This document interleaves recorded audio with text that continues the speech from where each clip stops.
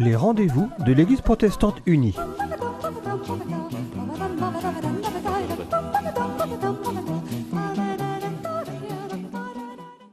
Bonjour à chacun. Nous sommes heureux de vous retrouver pour parler d'un thème théologique aujourd'hui avec le pasteur Pierrot Munch. Bonjour. Bonjour Pierrot. Alors le thème que vous allez développer aujourd'hui, c'est sur le thème de la différenciation, un principe de création dans la Bible. Oui, la différenciation, la séparation comme principe de création que l'on trouve dans la Bible. Et pour aborder ce thème, je vous propose d'écouter tout de suite 2 versets de Genèse au chapitre 1er, donc le premier livre de la Bible.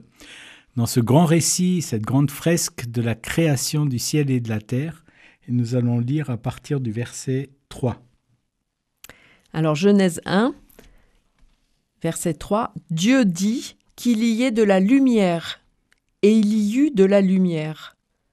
Dieu vit que la lumière était bonne, et il sépara la lumière des ténèbres. Dieu appela la lumière jour, et les ténèbres nuit. Il y eut un soir, et il y eut un matin, ce fut le premier jour. Dieu dit qu'il y ait une étendue entre les eaux pour les séparer les unes des autres. Dieu fit l'étendue et sépara ainsi l'eau qui est au-dessous de l'étendue de celle qui est au-dessus. Cela se passa ainsi. » Voilà, donc merci pour cette lecture. Si vous avez prêté l'oreille à ce texte, vous avez peut-être vu qu'il y a un verbe qui revient à plusieurs reprises. Je ne sais pas si vous l'avez noté. Il sépara. Il sépara, voilà. Dieu créait en séparant. Il sépare la lumière des ténèbres, il sépare les eaux d'en haut, c'est-à-dire les eaux qui sont dans les nuages, des eaux qui sont sur la terre, et ensuite il sépare la terre sèche de la terre mouillée, c'est-à-dire de la mer, de l'océan. Donc Dieu crée en permanence en séparant dans cette grande fresque de la création, et ensuite il va créer chaque végétal et chaque animal selon son espèce. Donc là encore, il n'y a pas de confusion, chacun est bien à sa place pour que la vie devienne possible sur la terre. Quelquefois, pour nous, la séparation, on la voit de manière négative, comme une opposition, par exemple le jour et la nuit, mais en fait, le jour et la nuit sur la terre, ce n'est pas des choses qui sont opposées, c'est des choses qui sont différentes, chacune à leur place, et chacune a sa fonction propre. Mais oui. Le jour permet aux plantes de pousser et la nuit aux êtres de se reposer. Donc ce n'est pas une question d'opposition, mais c'est une question de rendre le monde vivable, prêt à accueillir la vie, en permettant que chaque élément de la création soit tout à fait à sa place. Et on va retrouver d'ailleurs ce phénomène de séparation au chapitre 2 du livre de la Genèse. Et je vous invite à continuer la lecture dans Genèse 2, 21-22. Donc juste avant ces versets, Dieu forme l'être humain avec la poussière du sol. Il insuffle en lui son souffle de vie, son haleine de vie. Et l'être humain devient vivant, devient un être vivant. Mais c'est un être qui est encore non séparé, dans lequel le masculin et le féminin sont confondus. Et Dieu veut séparer encore là cette réalité humaine pour que chacun trouve sa juste place dans la relation à l'autre. Et je vous invite à écouter donc la suite de ces versets 21 et 22. De Genèse 2. Alors l'Éternel Dieu fit tomber un profond sommeil sur l'être humain qui s'endormit. Il prit une de ses côtes et referma la chair à sa place. L'Éternel Dieu forma une femme à partir de la côte qu'il avait prise à l'homme, et il l'amena vers l'homme. Voilà, donc encore une réalité de séparation dans ces récits de création. Décidément, Dieu créait en permettant à chacun d'être lui-même. Et le chapitre 2 se conclut avec cette communion très profonde. C'est pourquoi l'homme quittera son père et sa mère. Il s'attachera à sa femme et ils deviendront un seul être. Et bien sûr, dans la Bible, il n'y a pas de retour en arrière. On n'est pas dans une régression où dans ce un seul être, on va revenir à l'état premier de confusion du féminin et du masculin dans l'être humain. C'est une séparation qui permet de vivre une nouvelle forme de communion, de relation, où chacun est pleinement lui-même et peut être pleinement dans la relation à l'autre en restant lui-même, sans être confondu avec l'autre. Alors j'aime bien dire que quand Dieu sépare l'homme de la femme, cette ligne n'est pas toujours totalement droite, elle n'est d'ailleurs jamais totalement droite. Elle est un petit peu ondulée au gré de l'artiste qui sépare. Et nous avons chacun en nous du féminin et du masculin, dans des rapports différents selon l'inspiration du Créateur, sans doute. Et c'est important aussi d'accueillir pour chacun sa part de masculin, de féminin, et de trouver sa propre identité qui est unique, telle que Dieu le crée profondément. Mais c'est pour que chacun soit pleinement lui-même et puisse être en relation avec les autres de manière ajustée. Et dans la vie courante, alors, quand Jésus vient parler des relations entre nous, est-ce qu'il y a cette même richesse qui se dégage dans les relations ? Bien sûr, Jésus est dans la continuité du travail du Créateur. Et je vous propose d'écouter un petit texte qui est un peu curieux. Et la première lecture peut sembler abrupte, surtout dans le monde dans lequel nous vivons. Enfin, c'est le monde dans lequel vit l'être humain depuis toujours. Mais je pense que l'actualité, depuis quelques mois, le rend encore plus difficile à entendre.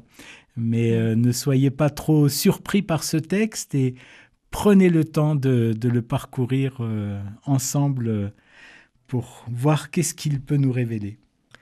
Donc c'est dans Luc 12, verset 49. Jésus dit « Je suis venu jeter un feu sur la terre, combien je voudrais qu'il soit déjà allumé. » Verset 51. « Pensez-vous que je sois venu apporter la paix sur la terre ? Non, vous dis-je, mais la division.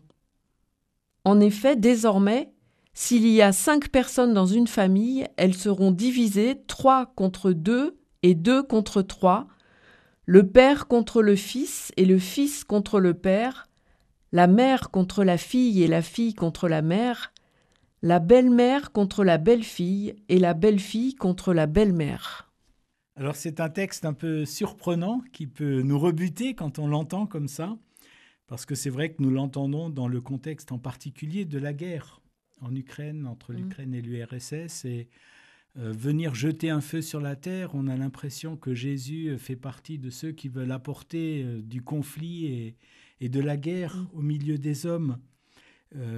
Bien sûr, l'Évangile est tout à fait à l'opposé d'un tel message. Et quand on regarde par exemple la question de la violence dans l'Évangile, il suffit de prendre le moment de l'arrestation de Jésus, lorsque Pierre tire son épée, dégaine son épée pour défendre Jésus, pour qu'il ne soit pas arrêté, Jésus lui dit « Pierre, remets cette épée au fourreau, car celui qui vit par l'épée mourra par l'épée. » Donc Jésus, en permanence, se déclare contre tout usage de la violence. Donc ce mot de « apporter la division » n'est pas synonyme de apporter la violence. Donc, absolument. De recommander la violence. Et si on revient maintenant à cette question du feu que Jésus est venu apporter, ce n'est pas un feu guerrier. Et si vous regardez dans la Bible, quel feu est-ce que Jésus est venu apporter ? Bien sûr, le feu le plus important, c'est celui de la Pentecôte. C'est le feu de l'Esprit Saint. Les flammes de feu qui se posent sur les disciples. Voilà le feu que Jésus a promis à ses disciples, le don de l'Esprit Saint. Et c'est ce feu-là que Jésus vient apporter sur la terre, ce qui n'est pas un feu de violence, un feu de rage, un feu de guerre, de conflit, mais qui est le feu de cet esprit d'amour qui veut embraser toute la création pour lui faire découvrir la pleine révélation de l'amour de Dieu. Et on peut dire un feu de communion même, parce que ces langues de feu viennent rejoindre chacun dans sa propre langue, donc c'est quelque chose de commun entre les hommes, justement. Oui. C'est pas un feu qui détruit, mais au contraire qui rassemble. C'est un feu très rassembleur. Mm. Ensuite, quand on regarde ce texte de l'Évangile, en fait, il est donné dans un cadre. Et ce cadre, c'est celui de la famille. Oui. Au sein d'une maison, 3, 5, un père, sa fille, une mère, sa fille. Un père, son fils, une mère, sa fille. Fils, une mère, sa belle-fille. Voilà, on est dans le cadre familial. Mm. Or, si on réfléchit un petit peu et si on est honnête, qu'est-ce qui se passe dans le cadre familial ? En réalité, on a beaucoup, on a tout un romantisme sur la famille, mais la vérité des familles, c'est que la plupart de nos familles sont déchirées par des conflits. La plupart de nos familles humaines, j'étais frappé quand je suis devenu pasteur il y a une quinzaine d'années, dans ma première paroisse. J'avais fait le tour de toutes les familles pour connaître les membres de l'Église et aussi l'histoire de la paroisse. Et en rencontrant ainsi toutes les familles, j'ai découvert quelque chose que je n'avais jamais réalisé avant vraiment, c'est qu'au sein de toutes les familles, il y a des déchirements, des conflits, des personnes qui sont rejetées, des frères et sœurs qui ne s'entendent pas, des parents qui ne s'entendent pas avec certains des enfants. Ouais. Même, je pense à une personne qui n'avait plus de nouvelles de son fils depuis 30 ans parce qu'il ne voulait plus lui parler. Ouais. Des situations terribles. Mm-hmm. Et donc, on peut ne pas être étonné de penser que Jésus dit aux familles « Je ne vais pas vous laisser dans ce statu quo-là, dans cette paix où vous ne vous tapez pas dessus, mais en fait, il n'y a pas de relation juste et vraie et des relations aimantes entre tous les membres de la famille. Je veux bousculer tout ça pour faire autre chose. » Les familles, c'est aussi souvent des lieux de confusion où des parents refusent leur rôle de parents et veulent être les copains des enfants, ou quelquefois les parents sont défaillants et c'est un enfant qui doit assumer un rôle parental. Voilà, il y a plein de confusions de rôles dans les familles. Et d'une certaine manière, Jésus est celui qui dit « Je veux bousculer un peu tout ça, remettre quelque chose en ordre dans un sens positif pour que chacun trouve sa place. » Et c'est là qu'on arrive à ce mot de la division. Ce mot de la division, donc j'en profite pour rappeler aux auditeurs qui nous auraient rejoints que nous sommes dans l'émission des Rendez-vous de l'Église protestante unie avec le pasteur Piero Munch, qui est en train de nous parler de la différenciation, un principe de création dans la Bible. Et donc, nous en sommes à ce verset qui dit que Jésus dit qu'il est venu sur la terre pour apporter un feu et pour apporter des nouvelles relations dans la famille entre père et fils, mère, fille. Mère et belle-fille. Mère et belle-fille, voilà.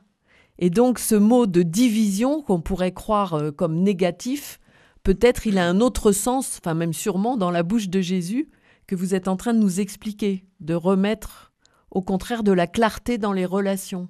Voilà, pour ça, il faut revenir au grec du Nouveau Testament, malheureusement. Je dis malheureusement parce que ça veut dire que c'est toujours un peu ardu, même pour un pasteur. Ah. Et ce mot division en grec est un mot diamérismos qui n'est utilisé que dans ce passage-là. C'est-à-dire on le trouve nulle part ailleurs dans le Nouveau Testament. Mm-hmm. Par contre, la racine qui a donné ce mot, la racine du verbe, c'est le verbe diamérizo, qui apparaît très souvent dans le Nouveau Testament, et en particulier sous la plume de Luc, donc le rédacteur du texte que nous venons de lire. Et ce sont des textes qui sont assez connus, et où cette racine, ce verbe, est utilisé de manière extrêmement positive. Je vais vous lire 3 exemples. D'abord au chapitre 22 de Luc, au verset 17.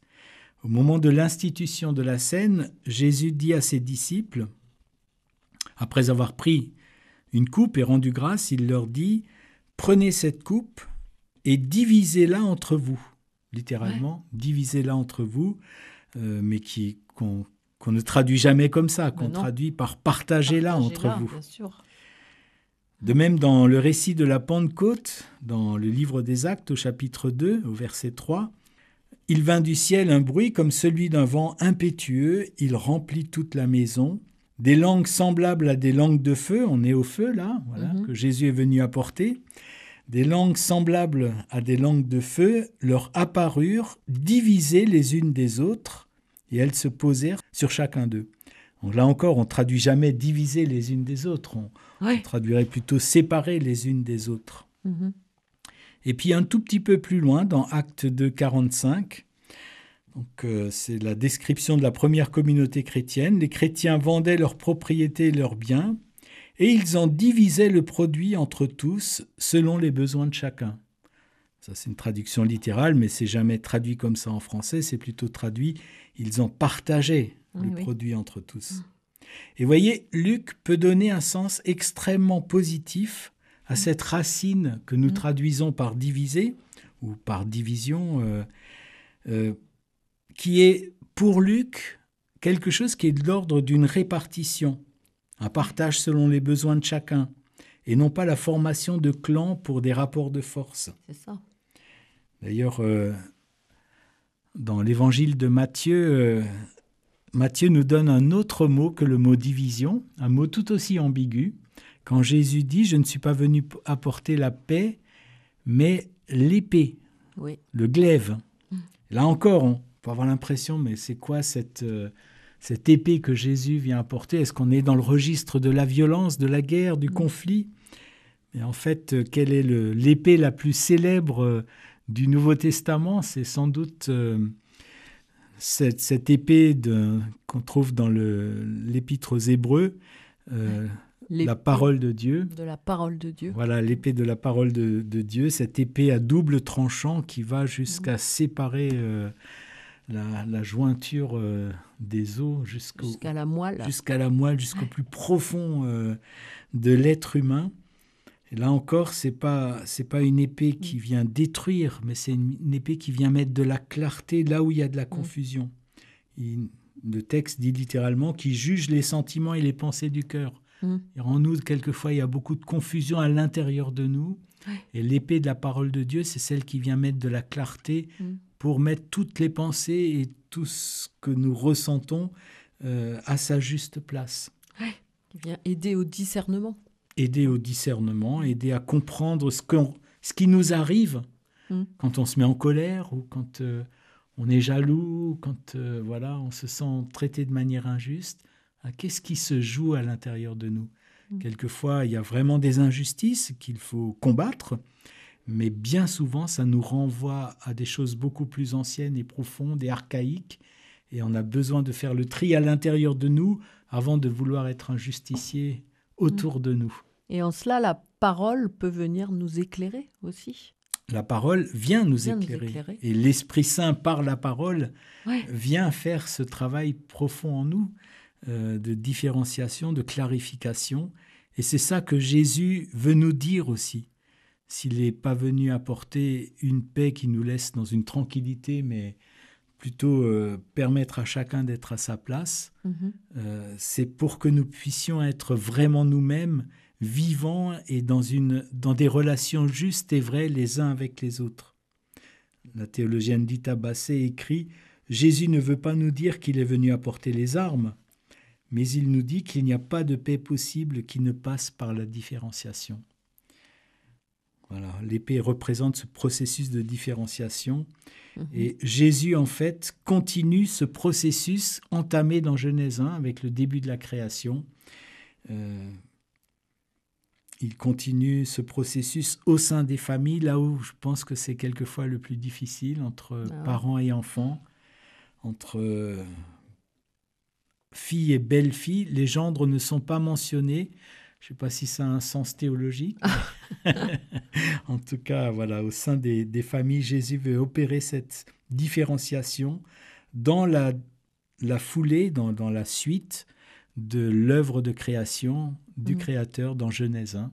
Mais ça ne s'arrête pas à l'être humain de manière générique au début, mais ça continue en permanence pour chacun d'entre nous, dans chacune de nos familles, parce que c'est là qu'un combat au sens positif du terme se joue toujours.